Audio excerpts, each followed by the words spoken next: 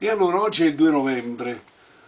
Totò dice, il 2 novembre c'è l'usanza di andare al cimitero. Invece a me ogni 2 novembre viene il mio compleanno, perché io sono nato il 2 novembre.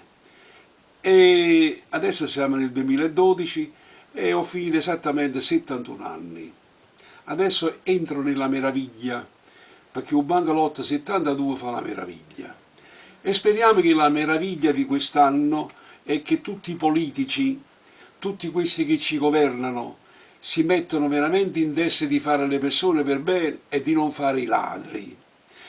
Questo fatto io lo dico a lettere cubitali perché lo sanno tutti. Tutto il mondo sa che i nostri governanti stanno mangiando l'Italia. E io mi auguro che questa meraviglia sia quella che nel 2013 tutta questa gente va via e ci vanno le persone per bene a governarci e dare molto lavoro ai giovani. Perciò auguri a voi, giovani, auguri al mondo intero, alle persone per bene e quelle lì non per bene si mettessero da parte perché cercano di evitare sporcizia su questa terra che è veramente una cosa da vedere e da vivere.